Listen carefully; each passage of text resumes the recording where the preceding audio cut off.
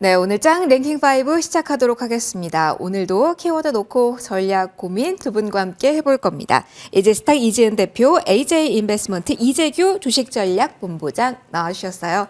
두 분 어서 오십시오. 안녕하세요. 안녕하세요.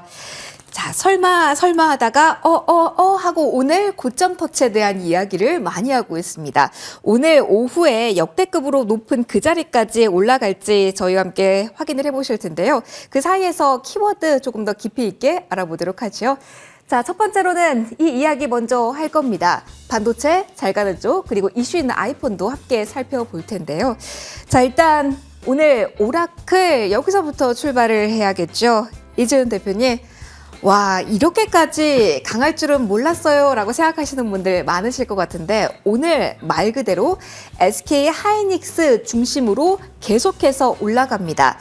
오라클 효과라고 생각하면서 오늘 시장을 보면 맞을까요? 일단 SK 하이닉스에 집중해서 이야기를 좀 듣고자 합니다. 오라클과의 연결고리입니까? 그 이상을 보는 겁니까? 지금 30만 원 선 뚫었습니다. 어떻게 보실까요? 일단 오라클 전에 이제 브로드컴의 시세가 SK 하이닉스와 삼성전자를 좀 우호적인 시세 그리고 소부장 기업들까지도 전반적으로 좀 강세 흐름이 나타날 수 있는 그런 자리로 만들어줬는데 여기에 오라클이 또 실적 발표를 하면서 긍정적인 가이던스를 제시를 하면서 시장에서의 좀 훈풍이 이어지고 있는 모습인데요. 시장 자체에서 지금 AI 시장에 대해서 평가 자체가 저는 좀 달라졌다라고 보는 부분은 거품론에 대한 이야기 나왔지만 실제 숫자로 지금 실적과 그리고 EPS 같은 경우에 예상치를 하회했는데도 불구하고 오히려 가이던스 쪽에 다시 한번 집중하는 시장 분위기가 형성이 되었다. 그래서 거품 관련돼서에 대한 이야기를 이제 불식을 시켰다라는 부분도 있겠지만 그만큼 투자자들의 심리라던가 이쪽이 반도체 쪽으로의 AI 시장 쪽으로의 강세 흐름은 여전히 좀 이어지고 있다라는 것을 다시 한번 좀 확인할 수 있는 구간이 아니었나라고 생각을 하고 있고요.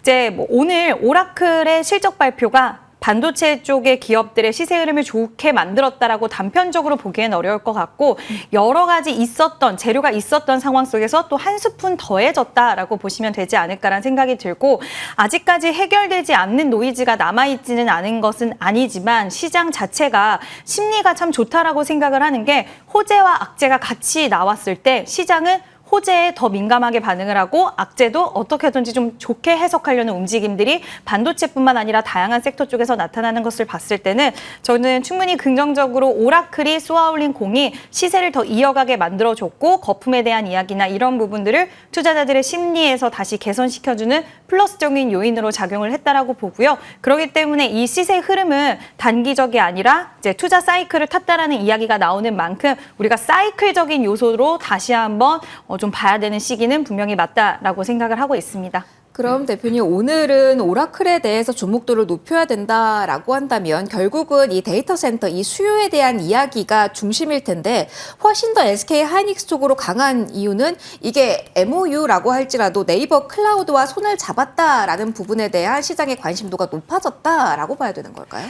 사실 SK 하이닉스가 이렇게까지 시세가 좋은 건 네. 저는 개인적으로는 좀 글로벌 IB 쪽에서의 의견들이 더 한몫을 하지 않았나라고 보고 있는데요. 일단 예전에 최근 들어서 좀 긍정적보다는 부정적인 평가가 SK 하이닉스 쪽으로 많이 나왔어요. 이야기가 나온 부분은 엔비디아 쪽에서도 이제 SK 하이닉스의 자리를 대체할 수 있는 내부적인 움직임이 나온다. 가격에 대한 부분들이 너무 이제 독점적으로 SK 하이닉스 쪽에서 끌려가지 않기 위해서 양분할을 한다든지 이런 움직임이 나오면 결국엔 HBM에 대한 가격 경쟁력이라든지 앞으로 점유율에 대한 부분들에 대한 우려 이야기가 나왔는데 지금 그런 우려들이 계속적으로 나왔고 결국 주가가 25만 원 밑으로 떨어졌던 가운데 최근에 좀 스탠스를 다시 바꾼 것 같아요.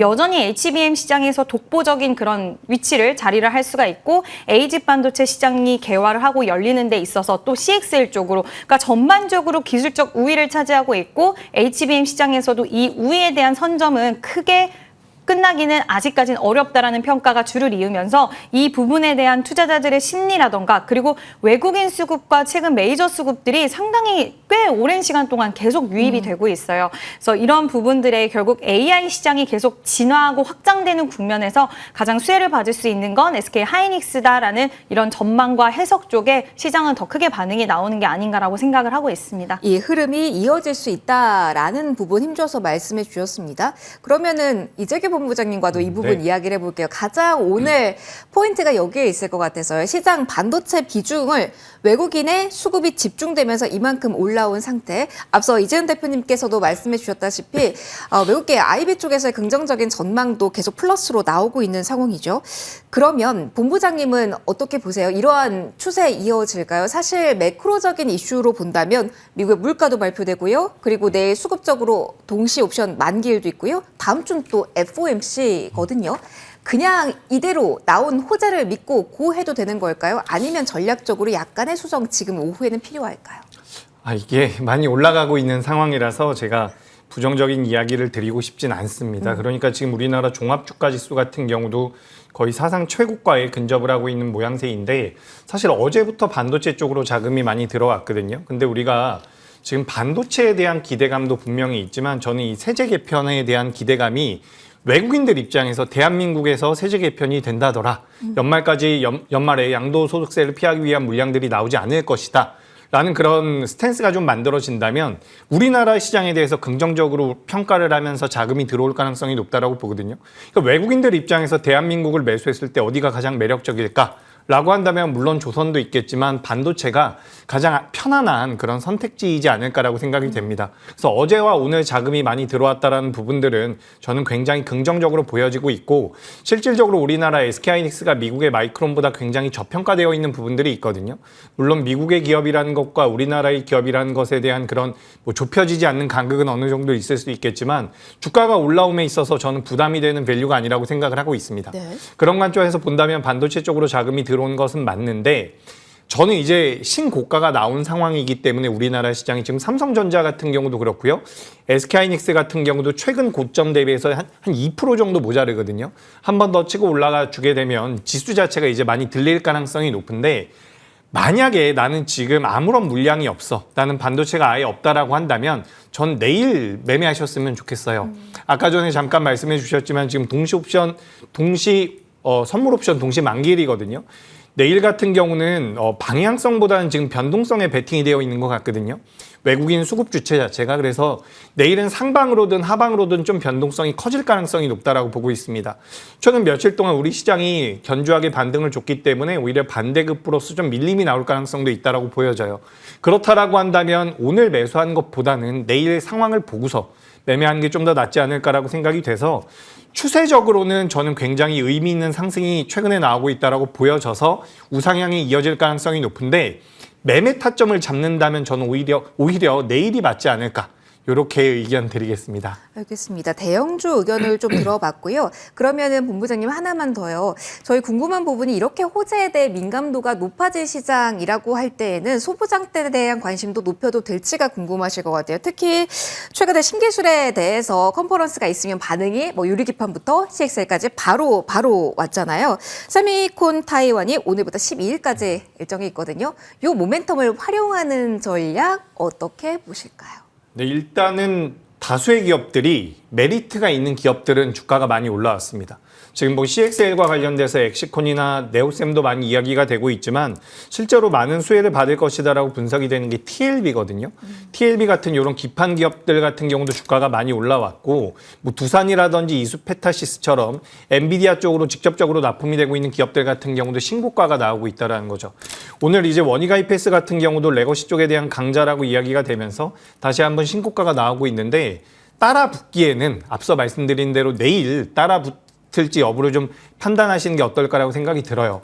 우리가 지금 HBM 쪽에 대해서 작년부터 계속해서 투자를 해왔기 때문에 우리가 DDR4라든지 DDR5 같은 경우는 가격적인 메리트가 생길 가능성이 높습니다.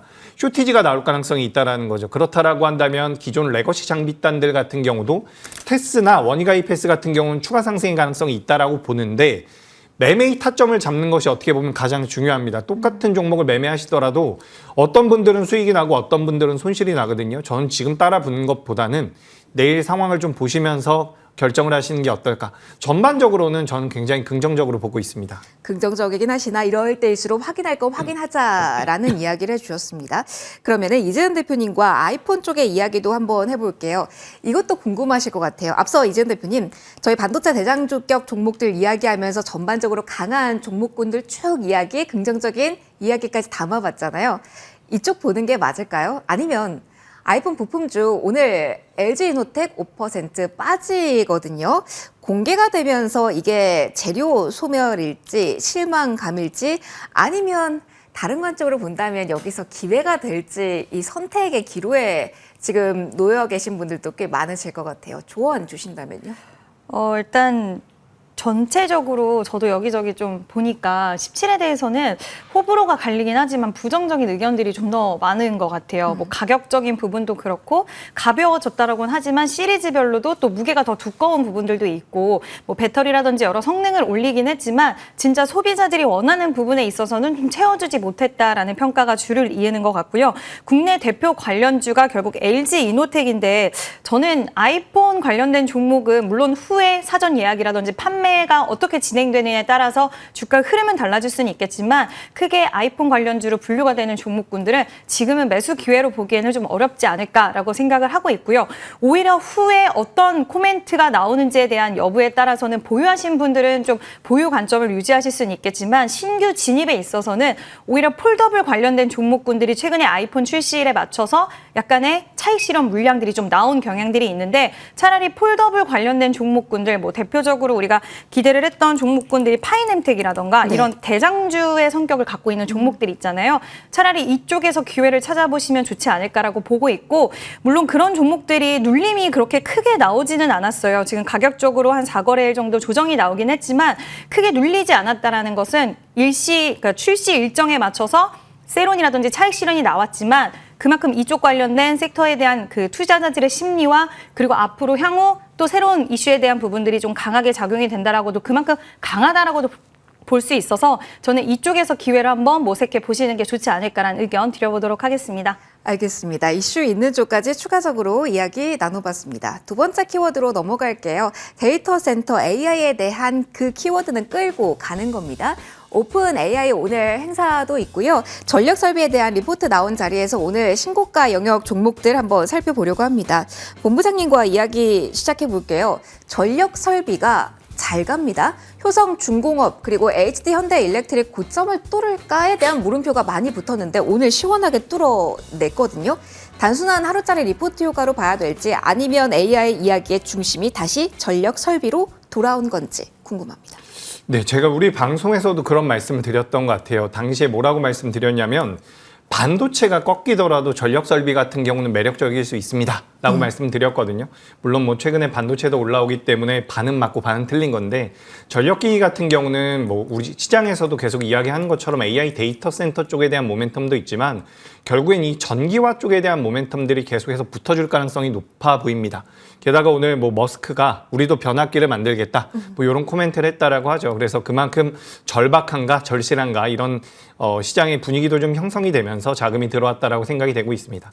그래서 오늘 HD 현대일렉트릭 저도 이렇게까지 많이 올라온 줄 몰랐는데 많이 올랐죠. 굉장히 탄력적으로 이제 신고가가 나왔더라고요. 그래서 우리나라 기업들이 다른 나라 기업들에 비해서 기술력적인 부분에서도 비교 우위에 있는 부분이고 다른 나라 입장에서도 대체 국가들이 많지 않다라고 해요. 대체 기업들이 뭐 멕시코에서도 많이 들어온다라고 이야기가 되고 있지만 우리나라 기업들이 그래도 메리트를 분명히 가지고 있고 현지 생산이라든지 유럽 쪽 같은 경우도 쇼티지가 계속해서 나오고 있다라고 하거든요. 유럽 쪽 같은 경우도 사실 얼마 좀 꽤 된 것 같아요. 뭐 스페인에서 정전이 됐다라는 내용들이 있었는데 당시에 시장에서 크게 주목하진 않았었지만 실제로 이 전력기기에 대한 수요가 늘어날 수밖에 없는 그런 구조적인 환경에 놓여 있기 때문에 전 전력기기 같은 경우는 굉장히 긍정적으로 생각을 하고 있습니다. 물론 주가가 많이 올라온 부분들은 부담이 되겠지만 뭐 지금 시장에서 못 올라오고 있는 섹터가 많지는 않은 것 같아요. 그래서 이제 비교적으로 비교해 본다라고 하면 전 변압기 쪽은 여전히 매력적이지 않나라고 생각이 되고요. 규모가 좀 작은 기업 중에서는 산일전기 같은 기업도 네. 시장에서 많이 이야기를 해왔었는데 그동안 주가 흐름이 굉장히 안 좋다가 오늘 좀 반등이 나오고 있거든요. 산일전기 같은 기업도 좀 체크를 해보시면 좋을 것 같고요. 뭐 LS 일렉트릭, 효성중공업 전반적으로 굉장히 좋기 때문에 전 전력기기 같은 경우는 연말까지도 안정적인 우상향이 나올 가능성이 높다라고 보여집니다. 알겠습니다. 위로 더 많이 봐주셨습니다. 전력 설비 이야기를 좀 해봤고요. 그리고 이것도 궁금하네요. 하드웨어 중심으로 이야기를 하다 보니까 소프트웨어 쪽으로 매기가 이동을 할까? 그 가운데서 그동안 못 갔던 보안에 대한 관심이 높아질지 여기에 대한 이야기도 좀 담아보도록 하겠습니다. 항상 하드웨어 쪽만 이야기를 하다가 보안이 그동안에도 뭐 로봇 청소기 관련해서 이슈가 살짝은 있긴 했지만 연속성이 부족했거든요. 이재훈 대표님, 보안 관련주가 KT망 관련 이슈도 있고요. 그리고 중요도가 높아지다 보니까 이제 시장 여기를 바라보나 궁금합니다. 모멘텀을 탈 수 있는 위치일까요?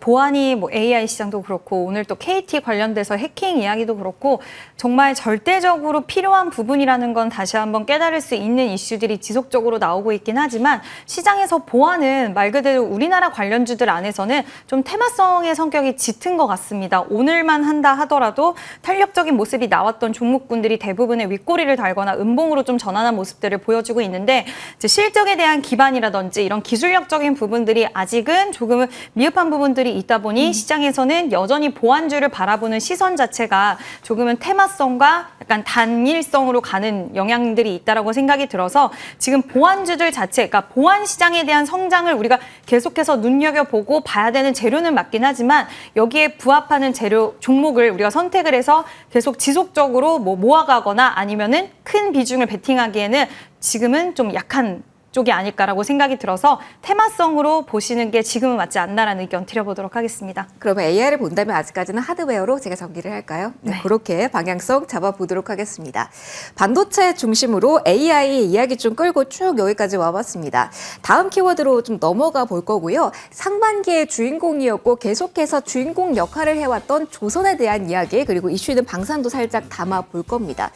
이 부분부터 확인을 하죠. 이렇게 되면 조금 헷갈리게 됩니다. 기자재 쪽의 흐름이 오늘 다시 한번 강하게 확인이 되면서 조선의 마스가 이야기를 우리가 계속 해야 되는 것인가 궁금증이 큽니다. 한번 변동성의 장중이 커져버리면 이제는 손댈 수 없는 영역인지 아니면 오히려 지금 기회 요인들을 시작해서 조선 섹터 주고 있는 건지 한번 이야기 나눠보도록 하겠습니다. 조선 기자재 중심으로 좀 이야기를 풀어볼게요. 이재규 본부장님, 네. 변동성이 커서 무섭습니다만 탄력을 본다면 와 이거 봐야 되나 싶기도 한 기자재입니다. 네. 어떻게 보세요? 지금 워낙 시장의 분위기가 달아올라와서 여기에 대한 메리트를 가져갈 수 있을지 의견을 듣고 싶습니다. 저도 이제 조선 쪽 같은 경우는 한 3개월 이상 계속해서 질문을 받고 있는 것 같은데 계속 올라가네요. 네, 맞아요. 근데 이제 저도 한 달 전, 2달 전부터는 기자재 쪽을 좀 보시는 게 어떻겠습니까? 라고 말씀드렸거든요.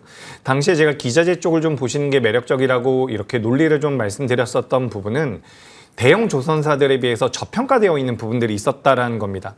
실제로 지금 2분기 때 조선사들이 매출이 전부 다 돌아섰고 그 부분들이 이제 기자재 업체질로 퍼진다는 것이 6개월에서 한 10개월 정도의 시차가 있을 거예요. 그래서 우리가 3분기나 4분기 때 조선 기자재 업체들의 실적이 좋아진다면 지금부터 움직임이 나오는 게 맞겠죠. 하지만 이제 주가가 많이 올라온 상황이기 때문에 저도 항상 이게 참 답변 드리기가 어려운데 어려워요. 이건 사실 개인 투자자분들, 우리 시청자분들의 성향이 중요하다고 저는 보고 있습니다. 내가 만약에 이런 종목을 매매해서 변동성이 나와도 좀 버텨볼 수 있다라고 한다면 과감하게, 다만 과감하지만 비중은 좀 줄여서 이렇게 좀 공략을 해보신다면 지금도 사실 올라갈 수 있는 룸이 남아있는 기자재 기업들은 꽤나 있거든요. 오늘 뭐 태광이나 성광밴드 같은 경우도 신고가로 올라가고 있는데 우리가 최근에 이제 이 조선 쪽에 대해서 이야기를 할 때는 MRO 쪽에 대한 이야기를 많이 했던 것 같아요. 미국과 관련이 돼서. 근데 이제 우리가 그 트럼프가 대통령이 되면서 가장 큰 정책의 변화 중에 하나가 LNG 프로젝트를 진행한다라는 부분이거든요. 오늘도 보시면 하이스틸이라든지 그동안 많이 움직이지 않았었던 쪽으로도 자금이 들어오고 있는데 요 LNG 쪽에 대한 모멘텀들을 받아가고 있는 종목들, 뭐 피팅밸브라든지 본행제 쪽 같은 경우는 전 상승 여력이 남아있다라고 보고 있습니다. 다만 우리가 한 달 전이나 두 달 전에 조선 기자재를 접근을 했을 때 비중을 뭐 10이라고 했다면 지금은 5로 좀 줄여가지고 공략해 볼 필요가 있다라고 생각이 되는 거죠. 만약에 여기서 우리나라 종합주가지수가 내일도 올라가고요. 다음 주도 올라가면서 추세적으로 우상향을 만든다라고 한다면 전 반도체 쪽이 움직일 가능성이 높다라고 보거든요. 그렇게 된다면 조선 기자재는 좀 둔화될 가능성은 높겠죠. 하지만 제가 서두에 말씀드렸던 것처럼 선물 옵션 만기, 동시 만기일 이후에 반도체가 어느 정도 조정을 받고 외국인들이 다시 한번 매도 포지션을 가져간다라고 한다면 그때는 조선 기자재가 또 메리트가 생길 수도 있어요. 지금 오늘 단편적으로 제가 이렇습니다, 저렇습니다 라고 잘라 말씀드리긴 굉장히 어려울 것 같고 성향에 따라서 저는 상승 룸은 남아있다라고 보는데 대응이 좀 어렵거나 나는 이렇게 변동성이 무섭다라고 한다면 저는 좀 추후에 조정을 충분히 받았을 때 공략을 해보시는 게 좋고 반도체가 계속해서 강세를 보이게 된다면 네. 전 조선 쪽 같은 경우는 둔화될 가능성이 높다라는 의견 드리겠습니다. 피팅 밸브라고 한다면 우리가 대표적으로 이야기를 많이 했던 성광밴드 태광 중심으로만 모시는 건지 아니면 약간 한 달이 건너면 이슈화가 될 수 있지만 많이 안 오른 그러니까 LNG 가스관까지 봐도 될지 한번 카테고리 설정해 주신다면요. 일단 태광을 보시는 게 좋을 것 같습니다. 태광이 가장 탑픽이라는 말씀을 드리고 싶고요. 네. 우리가 강관 관련되어 있는 종목 중에선 저는 하이스틸을 가장 긍정적으로 보거든요. 하이스틸 같은 경우는 변동성이 정말 커요. 그리고 한번 올라갔다가 밀리면 또 굉장히 오랜 기간 빠지기 때문에 개인 투자자분들께서 좀 힘드실 겁니다. 근데 이 기업의 장점이 뭐냐면 굉장히 저평가가 되어 있다는 부분이에요. 지금 화면에 잘 안 보이겠지만 이게 PBR이 0.6배거든요. 그렇기 때문에 하이스틸 같은 경우는 미국 내에도 그 하이스틸 아메리카 아니면 USA라는 자회사가 있어요. 그래서 미국 내에서 이제 사업을 영위하고 있는 부분들이 긍정적으로 작용이 된다면 추후에 다시 한번 부각될 가능성이 높다라고 보고 있기 때문에 이런 기업들은 좀 체크를 해보시는 것도 괜찮을 것 같습니다. 이쪽이 많이 어렵네요. 조선 쪽 이야기를 좀 해봤는데요. 계속 좀 끌고 가볼까요? 이지은 대표님, 저희 어제도 조선에 대한 이야기를 하긴 했는데 오늘은 다시 한번 기자재가 살아나고 그런데 방산도 이슈 있이 움직이기 시작해서 다시 한번 조선과 방산을 같이 봐야 되는 구간인지 아니면 단발성 이슈로만 방산을 봐야 되는 건지 조금 헷갈리거든요. 요거 정리를 먼저 하고 추가적으로 좀 질문을 드려보도록 할게요. 충분히 같이 봐도 되고 따로 봐도 매력적이다라고. 다시 한번 방산이 매력적인 구간이에요. 네, 있다라고 생각을 하는데 지금 오늘 나온 소식들을 보면 폴란드 쪽에서 지금 러시아 드론을 격추했다라는 이야기가 나왔어요. 네. 지금 폴란드의 영공을 침범했다라는 이야기가 나오면서 폴란드나 이제 전체적으로 우리가 지금 러시아 우크라이나 전쟁에 대한 종전 기대감이 있었지만 최근 분위기를 보면 또 그렇지가 않습니다. 이스라엘 쪽에서도 계속해서 전쟁에 대한 이야기들이 좀 나오고 있는 가운데 전체적으로 결국 심리 자체 지금 로키드 마틴이라든지 특히 라인메탈 같은 경우에 최근에 시세 흐름이 좀 좋았는데 이런 자국 보호에 대한 부분들은 더욱 강해질 수밖에 없고 또 우리나라 지금 3사 같은 경우에 유럽을 뚫겠다라고 해서 폴란드를 찍고 영국의 그 방산 전시회에 참가한다라는 소식도 또 있었어요. 네, 개막을 했더라고요. 네. 물론 이런 소식들이 이미 기존에 있었던 소식이기 때문에 상방 자체를 크게 강하게 열어주기에는 조선만큼은 좀 힘들다고 생각을 하지만 여러 가지 이제 조선 쪽에서도 우리 K 방산 쪽으로 모멘텀을 좀 더 강화해야 된다는 이야기가 방산을 움직이기보다는 결국 조선 쪽의 움직임을 강화하는 흐름들이 나와줬는데 이런 흐름들이 결국 조선주들이 지금 섹터가 살짝 과열된 구간 속에서 물론 자금이 완벽하게 조선에서 방산으로 넘어간다라고 보기는 어렵지만 방산 자체적으로 봤을 때 조선과의 협력이라든지 아니면 자체적인 모멘텀에 대해서는 여전히 좀 유지가 되고 있다. 다만 상방으로 근데 왜 이렇게 답답하게 잘 안 움직여요? 라고 생각하시는 분들은 여기서 좀 새로운 어떤 큰 수주라든지 이런 부분들이 좀 전달이 된다라고 했을 땐 상방은 열려 있을 거라고 보고 있고 지금같이 시장이 변동성이 확대되고 또 반도체가 소부장 기업들이 시세가 나오는데도 불구하고 지금 방산 기업들이 이 정도의 시세를 이어가고 있다는 것은 저는 시장이 기대하고 있는 요인들은 충분히 남아있지 않나라고 보고 있고 그렇기 때문에 주가가 하향을 하기보다는 지금 횡보 또는 우상향하는 흐름이 여기서 좀 나오는 게 아닌가라는 생각이 들어서 보유하신 분들은 보유 관점을 충분히 유지할 수 있는 구간이 아닐까라는 의견 드려보도록 하겠습니다. 알겠습니다. 그럼 보유자분들에게 기대할 수 있는 영역으로만 일단 정리를 해보고요. 조선과 방산 쪽 이야기를 쭉 해봤습니다.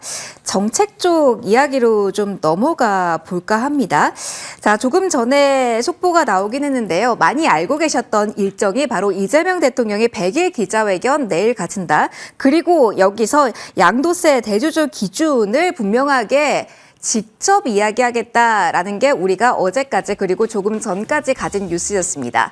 자, 50억 유지 쪽으로 가닥을 잡고 있다라고 하는데 이게 예정이 내일 오전 10시라고 방금 전에 뉴스가 나왔습니다.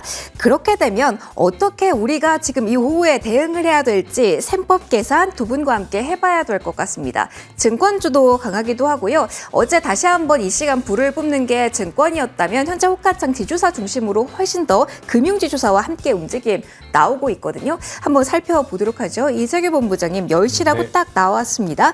50억 획이잖아요. 다시 한번 백인데 이에 대한 대응 전략적으로 좀 어떻게 해야 될까요? 워낙 무겁지만 단단하게 오르고 있는 종목군들 많아서 이 방향으로 한번 질문을 드려볼게요. 네, 일단 뭐 50억이 되겠죠. 지금 분위기를 보니까 50억이라고 이야기를 하시려고 내일부터 이제 진행이 될 것 같은데 자금이 지금 어제부터 강하게 들어오고 있습니다. 사실 뭐 어제부터 내용이 좀 돌았던 것 같은데 어제 그런 내용이 돌고 나서 외국인들의 선물 포지션에서의 순매수가 많이 들어왔거든요. 그러니까 외국인들 같은 경우도 만약에 이렇게 정책적으로 50억으로 진행이 되면 유지로 가닥이 잡힌다면 개인 투자자가 우리 시장에서 매도를 할 가능성이 낮다라고 판단을 했는지 혹은 개인 투자자가 추가적으로 유입이 될 가능성이 높다라고 판단을 했는지 외국인들이 어제부터 지금 매수를 굉장히 잘해주고 있어요. 내일 이제 이 내용 자체가 확정이 된다면 단기적으로 어느 정도 물량이 나올 수도 있겠지만 전 추세적으로는 긍정적인 흐름이 이어질 가능성이 높다라고 보고 있습니다. 그래서 오늘은 뭐 말씀하신 것처럼 지주사의 주가 흐름도 좋지만 지금 뭐 증권사 같은 경우도 어제도 좋고 오늘도 좋은 모습이 나오고 있거든요. 지금 이제 우리가 생각을 해보면 결국엔 돈을 많이 버는 기업들이 매력적이라는 거고 지금 증권주들 같은 경우는 종합주가 지수 자체가 신고가를 경신하러 올라가고 있죠. 신고가를 경신하고 있다는 것은 거래대금이 붙어줄 가능성이 높다는 겁니다. 그렇다라고 한다면 우리가 수수료라고 하는 브로커리지 수익이 좋아진다는 부분입니다. 추가적으로 지금 미국에서 국채금리가 하락을 하고 있어요. 국채금리가 하락을 하고 있다는 것은 채권 가격이 올라간다는 뜻이거든요. 보유하고 있는 채권들의 평가 가치가 올라간다는 부분이기 때문에 보험사들과 증권사들의 지금 실적 자체가 좋아질 가능성이 굉장히 높아지고 있다는 겁니다. 그리고 연말까지 주주환원 쪽에 대한 모멘텀들이 붙어준다라고 한다면 관련되어 있는 기업들 같은 경우는 굉장히 재미없을 수 있는 기업이지만 사실 수익이 나면 가장 재미있죠. 좀 느려도 재밌다라고 저는 생각이 되거든요. 지금 키움증권 같은 경우도 제가 보니까 신고가가 나왔습니다. 이런 관점이 되면 오히려 재미없는 업종이라고 생각을 하셨던 분들 같은 경우도 매매의 관점으로는 적합할 수 있다는 생각이 들기 때문에 전혀 정책적인 불확실성이 제거가 되면 이 기업들은 단기적으로 조정이 나오더라도 그 조정은 매수의 기회가 될 가능성이 높다라는 의견 드리겠습니다. 알겠습니다. 조정이 나온다면 기회, 추세 이어진다라고 이야기를 해주셨습니다. 이지은 대표님, 동일한 질문 드릴게요. 추세가 이어진다라고 앞서 본부장님께서는 말씀해 주셨는데 동의를 하실까요? 알던 뉴스에 우리가 추가적으로 바라는 부분은 없을지 함께 체크해 주시면 좋을 것 같아요. 증권사들이 어저께도 올라가더니 맞아요. 오늘도 굉장히 강한 시세를 이어가고 있는데 결국 시장 자금 자체가 지금 좀 달라진 부분이 있다라고 보는 부분은 특히 뭐 외국인도 그렇고 예전 같으면 우리가 한동안 좀 박스권에 갇혀 있었을 때 박스권 아래로 내려오면 매수를 하고 또 어느 정도 위로 상단으로 오면 매도라는 스탠스를 보이다가 지금은 3,300을 결국 돌파해내는 흐름이 나오는 가운데서도 계속해서 우호적인 수급이 나온다라는 것은 우리나라 자체적으로 지금 저평가에 대한 해소할 수 있는 그런 부분들이 정책적으로 붙어준다라고 해석을 해도 과언이 아닐 거라고 보고 있기 때문에 지주사도 항상 우리가 나왔을 때 가장 디스카운트된 섹터이다라는 이야기가 있었습니다. 그럼 이런 부분들이 결국 정책의 모멘텀을 딛고 다시 한번 레벨업 될 수 있는 구간으로 진입을 한다라고 했을 때는 저는 충분히 그 안에서도 물론 옥석은 가려야 될 것 같아요. 네. 모든 지주사라고 그냥 매수하는 게 아니라 실질적으로 자회사에 대한 모멘텀이라든지 그리고 실적적으로 뭐 ROE에 대한 부분이라든지 이런 것들 다 평가는 들어가야 되겠지만 지금 당장의 시장에서의 기대 심리로 봤을 때 그리고 증권주들은 금융주들도 마찬가지로 굉장히 수익성이 좋은 사업이다 보니 그리고 시장 자체가 지금 3,300을 돌파하고 더 상방으로 열린다라고 했을 때는 주식시장으로 추가 자금은 계속해서 들어올 수밖에 없기 때문에 그와 관련돼서는 저도 충분히 이쪽 관련된 섹터들은 지금도 좀 관심이 유효하다. 근데 추격 매수보다는 저 또한 지금 CPI, PPI도 있고 일정적으로 변동성, 선물옵션 동시 만기일도 있고 변동성이 좀 확대되는 구간 속에서 우리가 눌림 시에 매수가 가능하지 않을까라는 의견 드려보도록 하겠습니다. 그러면은 짧게만요. 비교 우위를 둔다면 이 정책 드라이브로 갈 수 있는 지주사 증권이 더 가기 때문에 CPI 확인하고 더 메리트가 있다라고 보시는지 아니면 추세적으로 수급에 몰리고 있는 실적에 찍히는 다른 반도체라든가 이 AI 쪽을 지금 보는 게 맞을지 비교 우위를 좀 선정해 주신다면요. 이 둘 다 괜찮은데. 괜찮아요? 네, 둘 다 괜찮게 보고 있는데 만약에 꼭 하나만 선택을 해야 된다라고 했을 때는 저는 일단 반도체 쪽이 좀 더, 그러니까 이거는 성향일 것 같아요. 아하. 약간 지주사나 그리고 금융주들은 좀 안 하시는, 매매 안 하시는 분들도 많이 계시더라고요. 그런 분들에게는 반도체가 대안이 될 수는 있겠지만 충분히 좀 긴 시기로 본다라고 했을 때는 이쪽 관련돼서도 충분히 매력은 있다라고 보고 있습니다. 알겠습니다. 대형주의 수급이 계속 쏠리는 그 환경 그리고 갈 수 있는 길에 대해 평가를 좀 해주셨습니다. 계속 메리트 있는 구간 이야기를 좀 해주셨고요. 마지막 키워드까지 비슷하게 나올까요? 여기 기술적인 이야기, 트렌드의 변화 그리고 정책 이야기도 같이 할 수 있을 것 같아요. 노란 봉투법 시행까지 6개월 정도 남았다라고 합니다. 수급이 계속 유입이 된다라는 측면에서 로봇에 대한 관심 유효할까요? 뉴스가 많아서 한번 시세 체크하고 가려고 합니다. 본부장이 오늘 로봇주 가운데 다시 한번 모백스도 움직이고 원래 가던 종목 또 한 번 가는 종목군도 있지만 과거의 대장주 레인보우 로보틱스까지 움직였다는 부분에 주목하시는 분들도 계시더라고요. 아직 뭐 시행까지 남아 있지만 이슈화가 되는 과정이라고 한다면 로봇에 대한 메리트 변함없이 고일까요? 네, 저는 로봇은 긍정적으로 보고 있습니다. 다만 단기적으로 많이 올라온 기업들이 있어요. 사실 어느 정도의 테마성을 가지고 움직임을 보이는 종목군들 같은 경우는 대장주를 매매하시는 게 맞거든요. 근데 너무 많이 올라온 대장주 같은 경우는 좀 눌림을 기다려 보실 필요가 있고 아까 전에 말씀하신 대로 레인보우 로보틱스가 오랜만에 자금이 좀 들어왔습니다. 우리가 과거에는 휴머노이드 쪽에 대한 이야기들을 많이 해왔었는데 이번에 노란봉투법과 관련돼서는 산업 로봇이라든지 협동용 로봇 쪽에 대해서도 시장에서의 관심도가 많이 올라왔거든요. 물류 로봇도 마찬가지고요. 그래서 이제 과거에는 레인보우 로보틱스가 대장이었는데 이번에는 그렇게 움직이지 않고 있습니다. 그 부분을 좀 인지하셨으면 좋겠고 그 종목군들 그러니까 레인보우 로보틱스가 오늘 올라온 부분들은 있지만 물류라든지 이 자동화 스마트 팩토리와 관련되어 있는 기업들이 저는 조금 더 유리할 수 있다고 생각이 되기 때문에 그런 기업들 위주로 눌림이 나올 때마다 좀 보시면 좋을 것 같고요. 물류 관련되어 있는 로봇주 중에서 아직 많이 못 움직인 기업들도 몇 개 있어요. 뭐 예를 들어 가지고 T 로보틱스 같은 경우도 오늘은 거래 대금이 많이 들어왔는데 주가가 많이 못 올라왔거든요. 그리고 이제 대기업과 같이 협업을 하면서 진행이 되고 있었던 유일 로보틱스 같은 경우도 주가 흐름이 많이 나오지 못했거든요. 그래서 이런 기업들 같은 경우는 그래도 하반기 때는 변동성이 좀 나올 가능성이 있다고 보고 있기 때문에 로봇에 대해서는 전반적으로 긍정적으로 판단하고 있습니다. 알겠습니다. 눌린 구간에서 한 번 더 기회를 모색할 만하다라는 이야기 해주셨습니다. 이지은 대표님의 의견도 듣고 싶습니다. 현대차 그룹이 사실 로봇에 대한 드라이브를 계속 걸고는 있는데 뉴스에 반응이 나오고는 있지만 파업 이슈도 동시에 나와서 이 뉴스에 대해서 이걸 부정적으로 해석을 해야 되는 건지 아니면 반대급부로 봐야 되는 건지 많은 분들 고민을 하실 것 같아요. 현대차 기아에 미치는 영향 쪽으로 이 이슈를 해석을 할까요? 아니면 로봇 쪽으로 볼까요?